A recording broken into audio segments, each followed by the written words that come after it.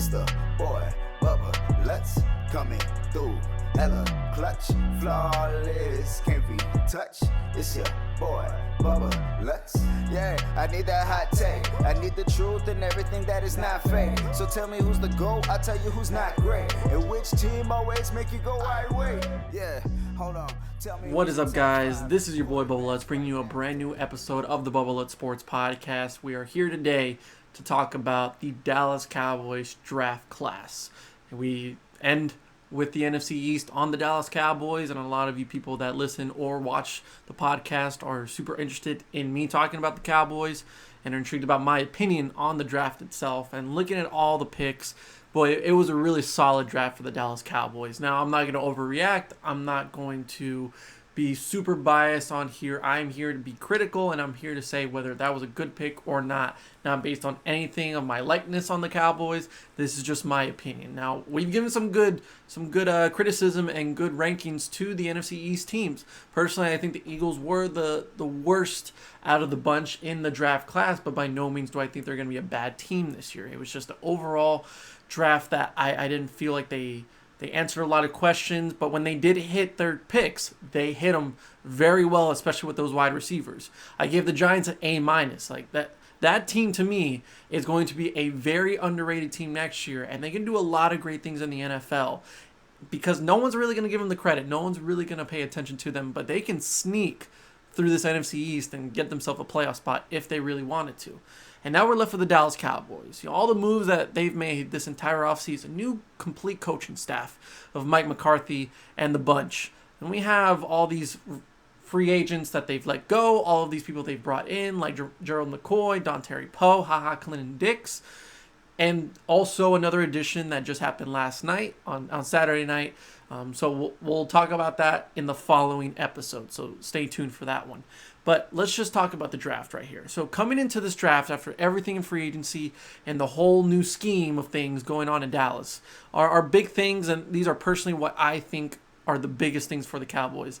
Cornerback, safety, edge rusher, inside offensive lineman, and wide receiver. But you could really put that wide receiver in kind of just like, it'd be nice. But those first four are huge, especially in that secondary. I think secondary is the biggest concern for the Dallas Cowboys, even after the draft. I think that is still the biggest concern for the Dallas Cowboys, and it hasn't been solved by this, and it does go into my consideration for the grade. Round 1, wide receiver CeeDee Lamb out of Oklahoma. 17th pick overall. Week after week, day after day, it was they're going for edge rusher, cornerback, or safety. Defense is the main thing for the Dallas Cowboys this offseason, and that's the main thing they should focus on in round 1. Well, you see the San Francisco 49ers, who I thought CeeDee Lamb would be picked by at like 13, 14, 15. That's where I thought the wide receivers would go. That's what a lot of people thought. I mean, they genuinely thought that those three receivers are going to be off the board in a stacked wide receiver draft class. And I mean stacked. We've talked about it on so many of these episodes. And CeeDee Lamb is, to me, the second best wide receiver out of this whole class. I do think that overall Jerry Jeudy is a more pro-ready wide receiver with a lot more speed, a lot better route running, and just perfect, like a Calvin Ridley that was slept on in like 2 or 3 years ago in the draft and has done wonders for the Atlanta Falcons passing game. I think that's what Jerry Jeudy is going to be in this league. So I would prefer Jerry Jeudy, but of course he's not going to last until 17th, especially if you're still considering a wide receiver. But right next to that is CeeDee Lamb. The man is fast, one of the fastest wide receivers in the nation, is a great route runner, super agile, super athletic, and he did a lot of misdirection and a lot of motion at Oklahoma. And when you're considering that the Cowboys were looking at Lincoln Riley as a position for the head coach, well, you got to consider the players that he coached as well. And they went 2 Sooners in this draft. One of them was CeeDee Lamb. And to me, going into the 17th overall pick, I'm saying, look, you got Grant Delpit, you got Xavier McKinney, you have Antoine Winfield Jr., and then you have Trevon Diggs. You got K'Lavon Chaisson. All these different defensive-minded guys that can be great with the Dallas Cowboys, that are young, they're hungry, and they'd love the opportunity to play for the America's team. But when 16 other teams have passed on the second best receiver in the draft, I don't blame Jerry Jones, I don't blame Mike McCarthy, I don't blame any of these guys for getting the best athlete on the board. And that's exactly what CeeDee Lamb was. He was the second best wide receiver, but at that time he was the best athlete on the board. And reports that have come out after the draft that said the Cowboys were not looking at CeeDee Lamb or any receivers in the first round. He just happened to fall into their lap. And hey, that's exactly what I was thinking. Like, look, you have the opportunity to draft a guy that could really be plugged into this offense like seamlessly. And it kind of solves the one issue that is left for the Dallas Cowboys offense. You know, the offensive line, yeah, it could use some work, but overall still solid. Running backs, Tony Pollard, Ezekiel Elliott, you're taken care of. A lot of people were thinking like running back as well, and I'm just like, no. Tight end, they are taken care of. No matter what people say to you, tell them to come to me. Tell them to come to me and ask me if the Cowboys need a tight end. They do not. Blake Jarwin, Dalton Schultz, Blake Bell are your tight ends. There's no need for another one. And wide receivers, you got Amari Cooper signed up for the next 5 years. You got Michael Gallup still on his rookie contract, and to me, is going to be the better wide receiver this year stat-wise for the Dallas Cowboys. You got Blake Jarwin, who's a wide receiver basically. You have Cedric Wilson, who I think still can do really great things with this offense. And even then, Devin Smith, too. He's been working out really hard. A lot of people don't give him credit. Now you got CeeDee Lamb, who is most likely going to take over the spot for Tavon Austin. Tavon Austin is what CeeDee Lamb, or what the Cowboys want in CeeDee Lamb. They wanted misdirection. They wanted, sweeps. They wanted a Deebo Samuel type of player like they do in San Francisco. And that's what CeeDee Lamb is. That's why I thought the 49ers would get him, is because he fits so well to what they do in San Francisco. They'll have a Deebo Samuel part 2 in CeeDee Lamb. But 49ers pass on him, and now he's left for the Cowboys.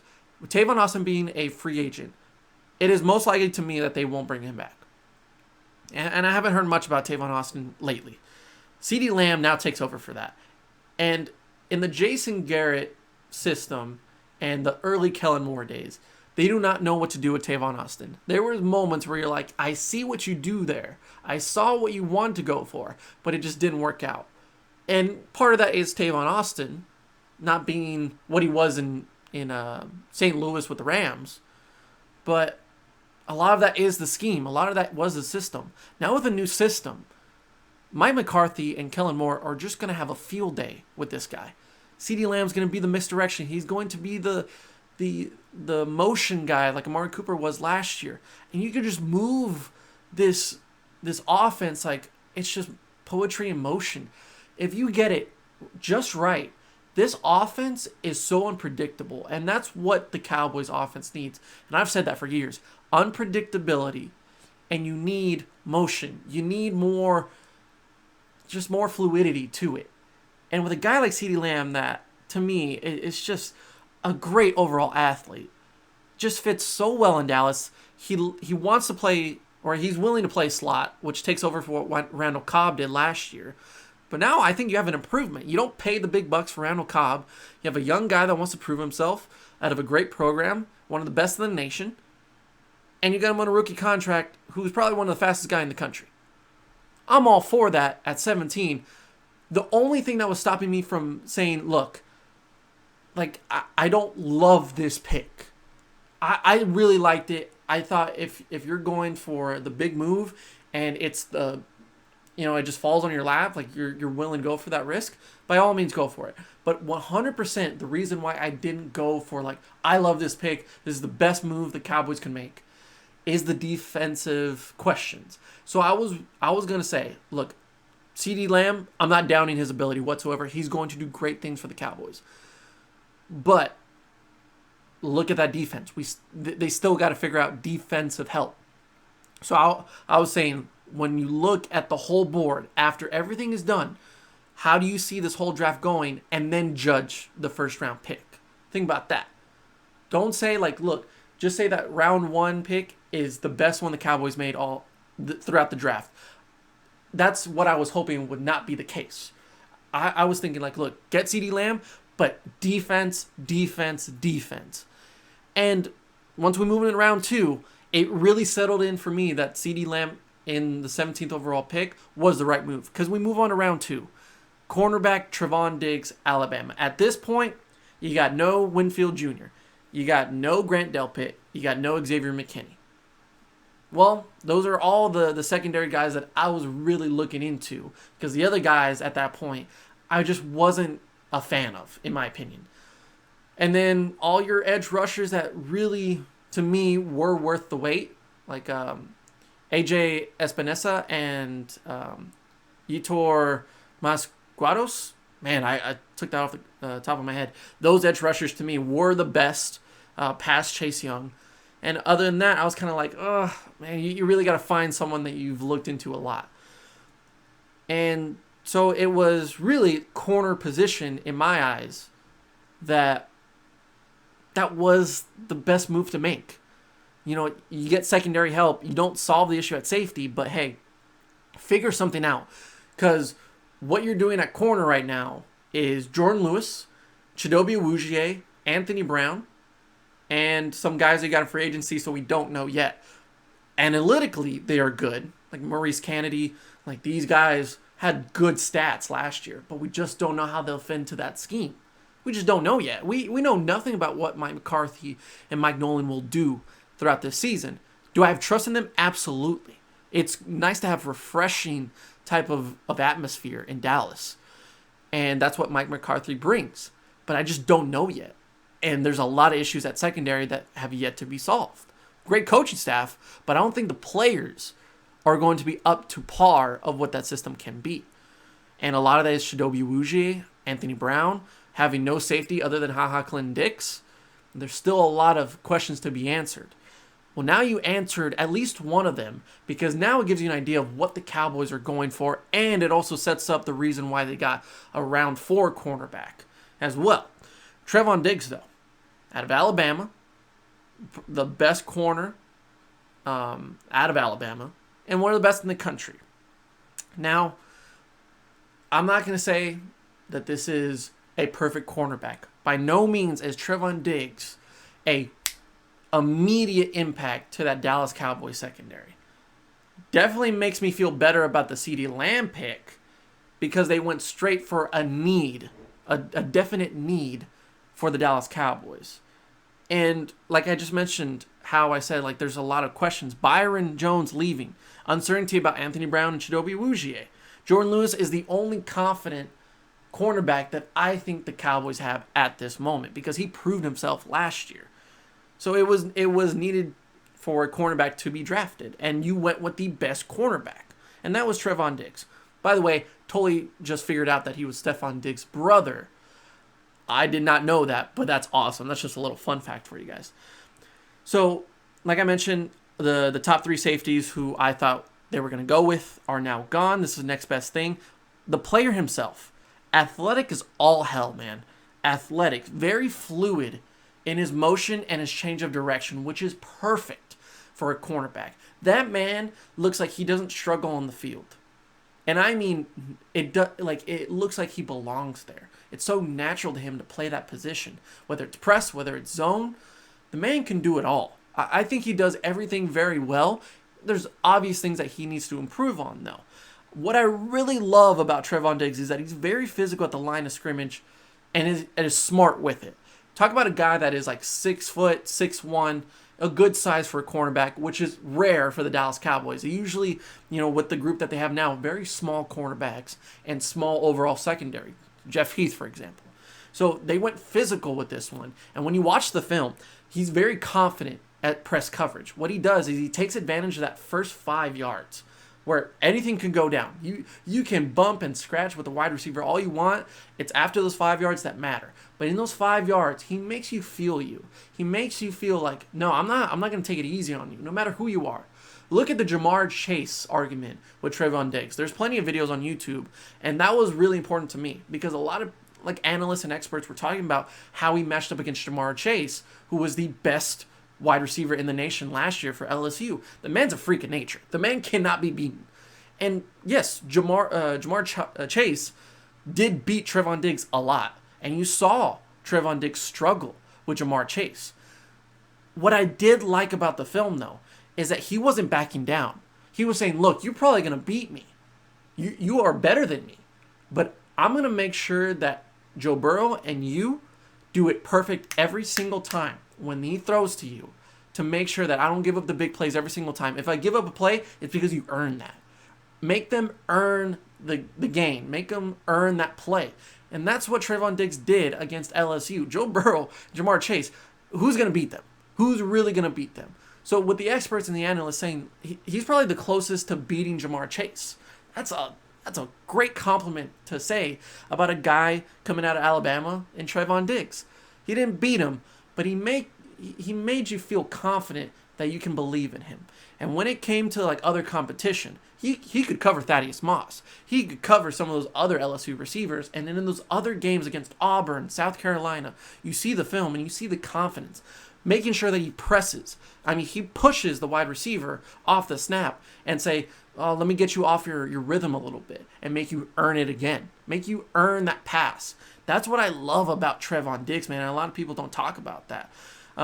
I do think he needs to work on more consistency in his tackling. There was a lot of film that I saw where he had the guy in front of him and just kind of went lazy with his technique and his tackling. Missed a lot of them, especially against like Auburn and South Carolina.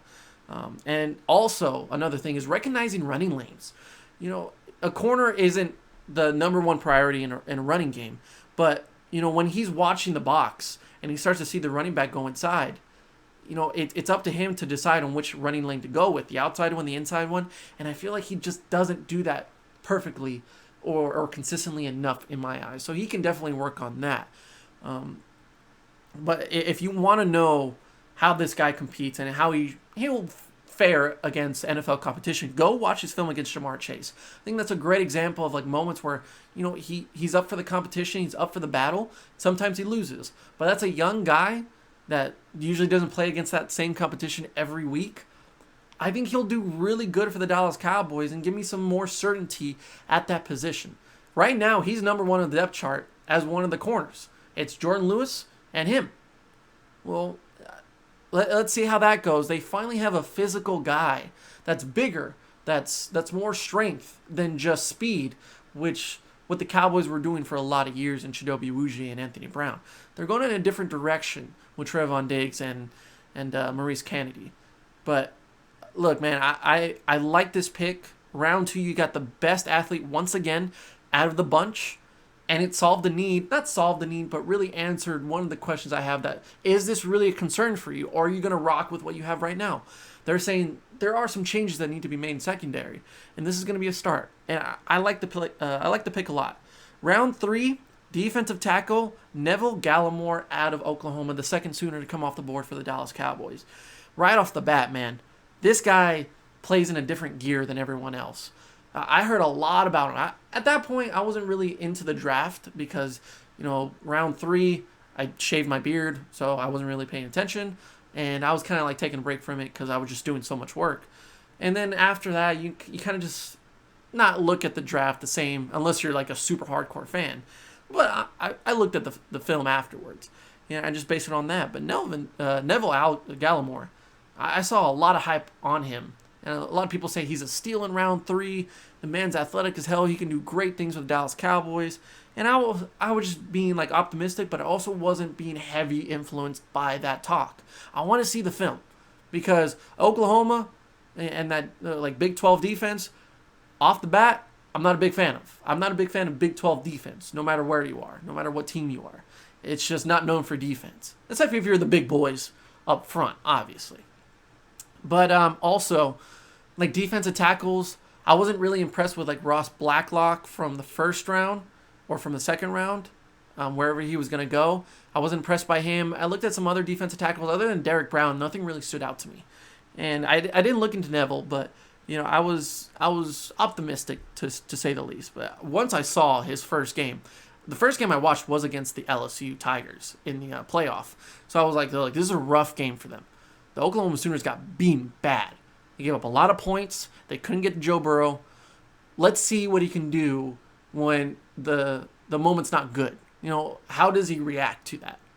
And immediately I see him just jump off the line, and this dude's got a whole different agility to him. Great feet, so quick off the snap, off the charts for a guy his size. This is a big boy. It's a big boy inside. So I'm starting to feel pretty good about this. What my favorite thing about Gallimore is, he stays in the play and he doesn't give up. He finishes. And I've said it on pretty much every episode of this series, is that when a guy finishes, when a guy, completes the play, he shows that he's working hard. I'm all for that. It doesn't matter if you're the top. It doesn't matter if you're at the bottom. If you can finish a play, if you can get to the other side of the field on a tackle or be in the area, dude, all credit to you, because you're working your ass off and you're doing everything you can for the team. Because that small little extra burst or extra run that you do at the end when you think that your guys have a tackle and he breaks through, you're there. And it can mean a difference between 1 yard and 6 points. That's how critical it is for a guy that can finish a play. And Gallimore is a perfect example of that. For a big boy like that, you see him every single time after a play. He's right there. And I love that. Honestly, this is a perfect fit for the Dallas Cowboys. Neville is a perfect Dallas Cowboy in my eyes. And I'm not saying that because he's going to be the best defensive tackle in the NFL. No, but this makes perfect sense. And it makes a perfect fit for Neville to the Cowboys. This is the future interior defender for the Dallas Cowboys for years to come, no doubt in my mind, after watching plenty of film. What you have right now is not a lot of depth in the interior for defensive tackles. You have McCoy and you have Dontari Poe. What else do you have other than that? Because a lot of those guys right now are gone. A lot of them. Malik Collins is gone. I don't even know if Antoine Woods is still on the roster. Tristan Hill was their second-round pick last year, and it's not been a fun ride for Tristan Hill, believe me. Falling asleep in meetings, falling asleep during during the week, and his play on the field has not transferred over what it did in college. So Tristan Hill right now is not a good second option. So other than McCoy and Poe, what do you have? Well, you have Tristan Hill, and you're not feeling good about that, so why not get a guy that fits perfectly with the beefy boys that you're adding on to this defense? And Gallimore is that best option. He's now the next best option. So imagine you're going against Gerald McCoy, Dontari Poe for most of those plays, and then you get the speed. Then you get the agility of Neville Gallimore. Well, that's going to be so hard to do and contain when you're trying to protect your quarterback. What makes this pick even better is that he's a perfect run defender. What killed the Cowboys 2 years ago against the Rams? What killed the Cowboys last year against running backs that are bigger and badder than you? They could not stop the run, especially inside, because they had no protection. They had no one to cover that. And they missed a lot of tackles, and then just, the ball rolled after that. The dominoes fell. Well, now it's McCoy, Poe, Tyrone Crawford, DeMarcus Lawrence, and a perfect fit in Neville Gallimore that is beefy, that can take care of the inside. And he's going to fit in the same system that he played in Oklahoma. A lot of people think that he could be better in the two-gap set rather than just one gap that he played in Oklahoma. He's probably most likely going to play one gap where he only focuses on one side or one lane. It's all dependent on what the Cowboys want to do and if they switch it week to week. But honestly, man, give this guy 2 to 3 years, and once Dontari Poe is done after 2 years, you probably won't sign with the Cowboys again. This guy's going to plug in and be a crowd favorite in my eyes to a lot of Cowboys fans. I honestly believe that. Give this guy 2 or 3 years developmental adjustments and work on some things, but this dude's freak athleticism and agility for his size, and the fact that it just seems to me like he'll just fit right in with the Cowboys. He's going to be a really good name to talk about in 2 or 3 years. I like him a lot better than Ross Blacklock from TCU, and was honestly really impressive out of all the defensive tackles. You won't see him having a lot of sacks. I don't see him like that. But tackles, volume and tackles, and protecting the inside is what the Cowboys need. And they got it with Neville. They really did. I love it a lot. What are we in? 25 minutes. Jesus fucking Christ. Oh, no, we still got plenty of names. Round 4, cornerback Reggie Robinson out of Tulsa. This is so similar to the Trevon Diggs pick because of what you get in the cornerback, what you get out of Reggie Robinson. 6 foot, 6'1", similar size as Trevon Diggs, more physical, more strong at the line of scrimmage, pressurizes you, and will make you work for that play. That's what Reggie Robinson does, just not at the same elite level as Trevon Diggs. That's where you start to realize what the Cowboys are doing. They wanted more size, toughness in the secondary, just because of the fact they've gotten so beaten up in their secondary over the last couple of years. They're smaller, you could say weaker. It's a lot of effort out of those guys, but having Jeff Heath as your safety and him getting hurt every 3 plays because he's so small isn't going to do it. Chidobe Awuzie, Anthony Brown getting hurt a lot. This is where you start to see the transition for the Dallas Cowboys secondary for sure. Another cornerback who is physical at the line of scrimmage, makes it difficult for quarterbacks to find those small windows. Not as fluid in his motion and change of direction like Diggs. He has to widen those hips a lot more and work on his footwork for me to really feel safe about Reggie Robinson being better. But a lot of people think of him as a sleeper. I don't say he's going to be a tremendous impact immediately from the Dallas Cowboys in that secondary. Do I think he's better than Anthony Brown, though? I'm willing to take that shot because I'm done with Anthony Brown. And I'm getting real close at Chidobe Awuzie losing that cornerback job.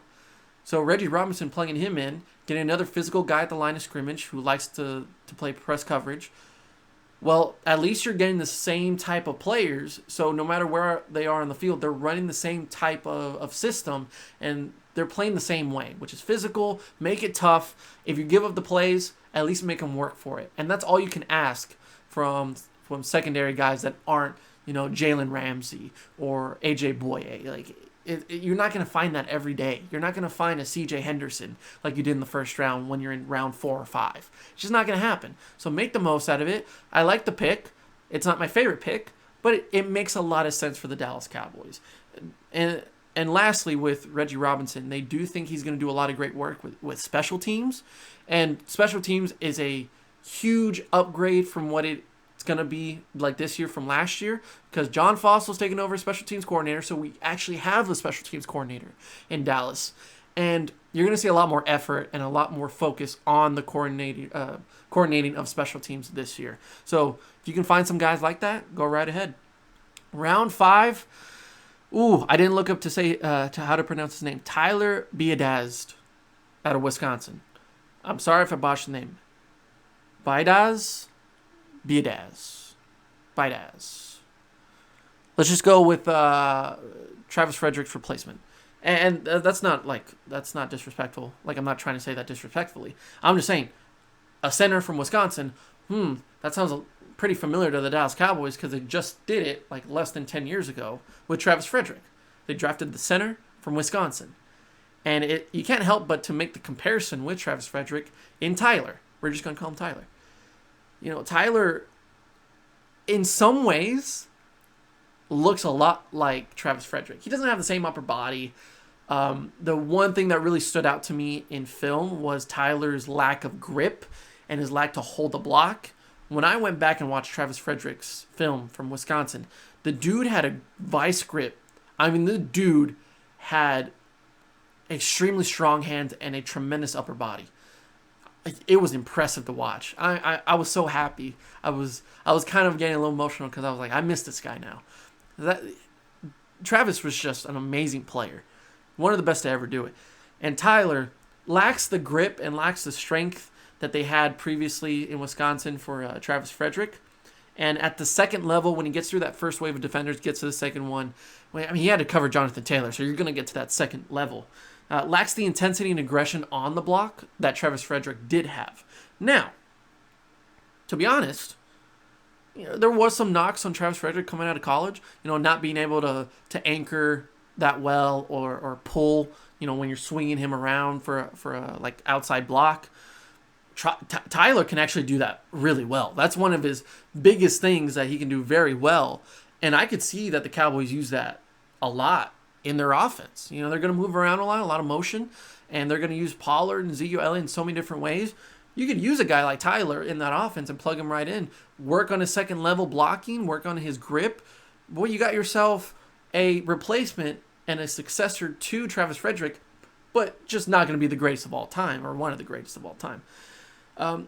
Did I think the center position was a true necessity? I did think that inside offensive line was necessary. I was thinking more of guard play, just to make sure that Connor Williams was taken care of and just in case injuries to Zach Martin were there.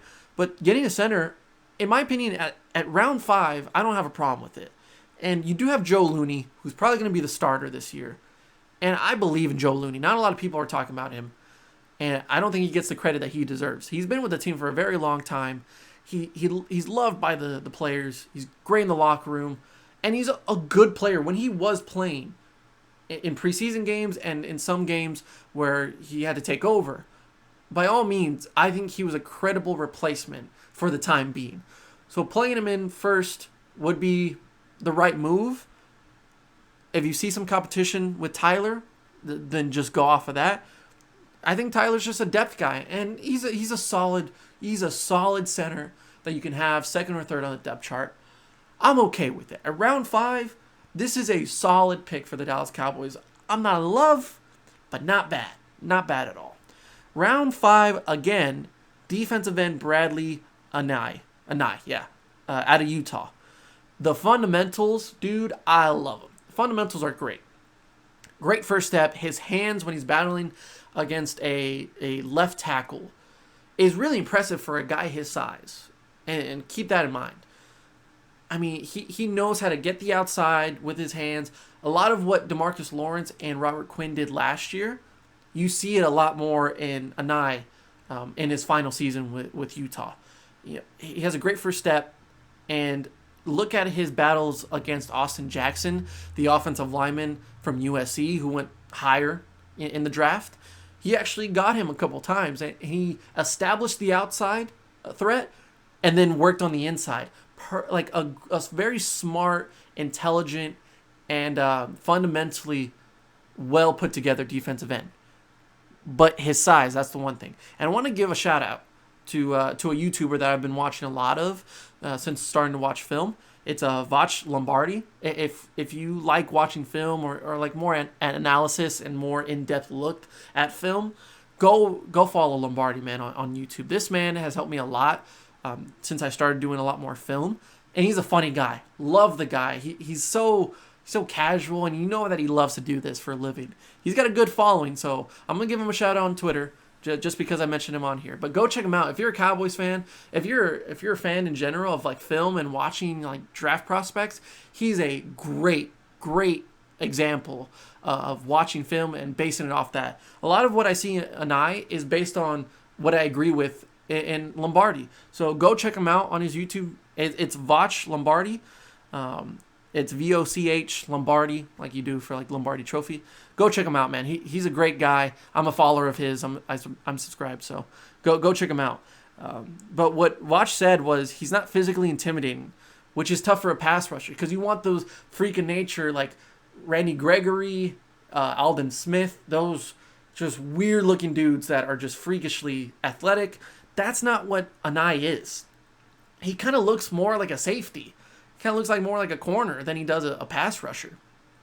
He's productive as all hell, though, which is super impressive for a guy his size. Look at some other film against some of the best offensive lines in the country. Against Texas, against like Washington. He actually puts up a good fight. He establishes the outside, does the same thing, goes on the inside.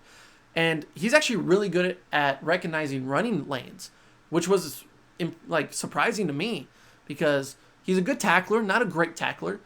But he recognizes his vision with the running lanes are better. Like, that's what I would want out of Trevon Diggs, is the Anae, like, eye vision to running lanes. So it's really impressive, and it makes sense that Utah, who's going into a really great program in the last couple of years, has gone for a guy like this. The only film that I was concerned about was the Oregon game in the Pac-12 championship just last season, and that game for the Utah Utes was horrible defensively. I mean, they were not prepared for Oregon's fast-paced, offense. Their great offensive line, and Anai was one of the reasons why they didn't play very well. They could not get to the quarterback. They could not get to Justin Herbert, and that to me is the film that really is going to sway me in the direction of he's not going to make it in the NFL. It may not be the case for every team, but definitely I don't see him making it with the Dallas Cowboys. It's just his size that I'm not a huge fan of. It's going to be a lot tougher to make it and be productive in the NFL if you're that small of a pass rusher. And your fundamentals, I love fundamentals. Like, don't get me wrong, but that size is a little concerning, very concerning to be honest. He actually has a great number of sacks in his career, but man, I'm not seeing the production. I'm not seeing the threat that you see out of elite pass rushers in the NFL or prospects that I could see working out even better in the NFL from this year's draft. You got to have that size. You got to have the intimidating factor of a pass rusher. And yes, you can have a great technique and a great fundamental set, but if you're just going to get outpowered every time by a big, strong offensive lineman, and watching that Oregon offensive line just kind of throw them around, they're experienced, they're so good at their position, and you saw that Bradley was just not cutting it. He could not get to the quarterback at all. When he could tackle, he could tackle. When he could recognize a running lane, he could recognize a running lane. But getting to the quarterback, which is your main thing, they could not do it productively in that Oregon game. And when you see the Oregon offensive line, how good they are, it's going to be very similar to what you see in the NFL. I don't think it works out for Bradley in the NFL. But round 5, once again, it's a pick that makes sense. Like that's how good of a opinion I have on this. The last pick by the Dallas Cowboys was in round 7. Quarterback Ben DiNucci out of James Madison. I was going to do a lot more work and a lot more research on Ben. To be honest, after what happened last night, what occurred with the Dallas Cowboys signing another quarterback, I really don't see Ben DiNucci being a part of this Cowboys organization. I really don't see it happening. This was right before the Bengals got rid of Andy Dalton, so the market was not in a good place for quarterbacks. I can understand why the quarterbacks for the Dallas Cowboys were in their minds. And in round 7, that's no disrespect to Dak Prescott or anybody. They just said, like, hey, I mean, let's just see how it goes with Ben DiNucci. I mean, he's a solid quarterback from what I saw. He looks like a quarterback that could do some things. It could fit into a lot of systems in the NFL. But after what occurred last night, I'd say it's kind of just a waste of time to talk about Ben DiNucci. So we'll save some time, and we'll just call it a day for the Dallas Cowboys. So overall, look, man, I'm going to give him an A. I'm not going to say A+, because I'm not going to be a hypocrite and say, like, oh, well, those last 4 that you mentioned, or last 3, you were like, they're good, not great. So how can I be like, oh my God, it's A+, it's a perfect draft? Do I think the Cowboys had the best draft out of anyone? No. I really don't think so. I think that's just overreaction. I think it's like just to get the crowd up and optimism from Cowboys fans and people that want to talk about the Cowboys. I'm going to look through all these different draft classes and then determine who is the best. In my eyes, there's a lot of other teams that come to mind before the Cowboys that had better drafts because I just love the moves that they did. So I give them an A because when they hit, I mean, the first 3 were hits, man. They did what they needed to do. And they did it with style. They got Cowboy type of players that Mike McCarthy's going to love, Mike Nolan's going to love, that everybody's going to love. And then the other 3, I could see, like Tyler, the center out of Wisconsin, I see him making the roster, no problem. They're going to love him there. Bradley, Anai, and and Reggie Robinson, we'll see. There's still a lot of questions in the air about those two guys. But they make sense, their needs, and they have a chance. They really do have a chance. So, yeah, A for the Dallas Cowboys. It's the best one we've given so far. Oh, my God, Cowboys biased, right? But anyways, I think that's fair. I think that's unbiased. I think that's the right type of grade to give the Dallas Cowboys. They did what they needed to do. And I'm not going to go super hypnotic with it. I'm not going to go overjoyed with it. This is a good draft for the Dallas Cowboys. I like it. And I'm excited to see what they can do. Damn it, Jerry. You did it again. I'm back in the game. You son of a bitch. All right. So, yeah, that's going to do it for this episode of the Bubble It Sports Podcast. I hope you enjoyed this, whether you're watching it on YouTube or listening to this on Spotify and Apple Podcasts. Make sure to follow on all platforms.